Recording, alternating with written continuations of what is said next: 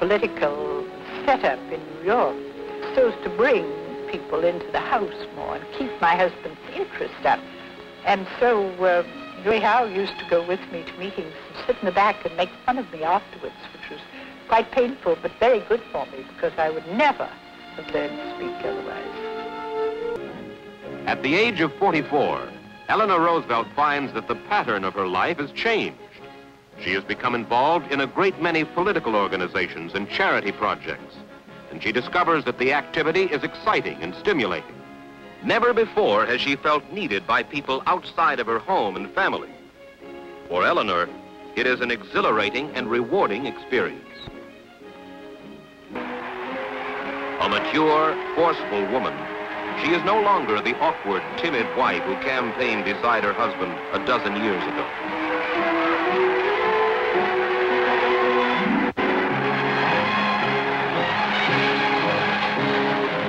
FDR is elected by one of the greatest majorities of modern times.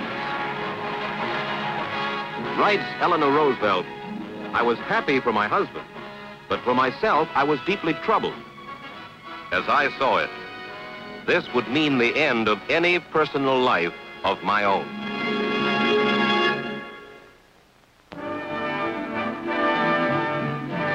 March 1933. Eleanor Roosevelt is swept up in the whirlwind of activity surrounding the first days of Franklin Roosevelt's administration. From the very beginning, Mrs. Roosevelt makes it clear that she intends to be more than a mere ornament on the White House reception line. She is sent on a tour of the country by FDR. He wants her to serve as his eyes and legs. "Look at the clothes on the wash lines," he tells Eleanor. "Look at the cars and see whether the house needs painting. Talk to the people and tell me what they're thinking." She learns the problems of national labor organizations in her talks with union members. And in the years to come, she will actively support labor's demands for improved working conditions.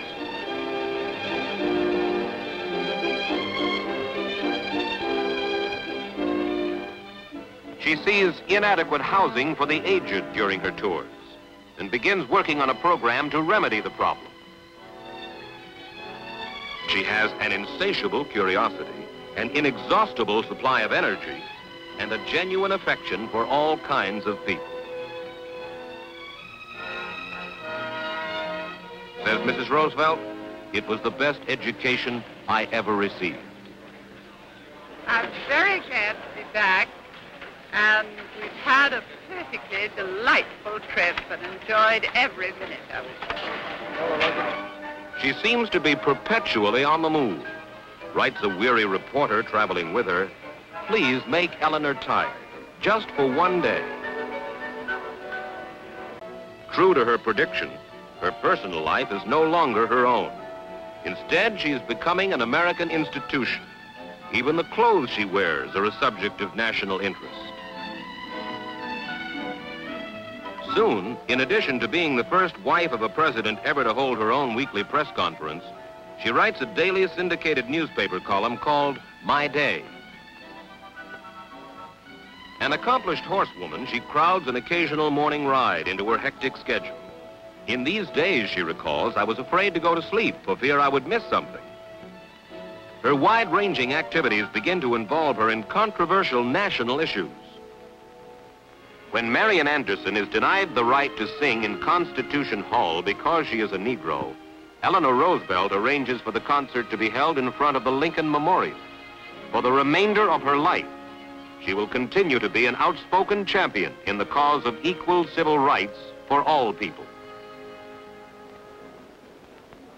She is called on by congressional committees to testify about her public statements.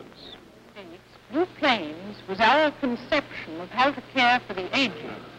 Her formal education had prepared her only for acceptance in high society. But the practical education of the past decade has given her a working knowledge about national and world affairs.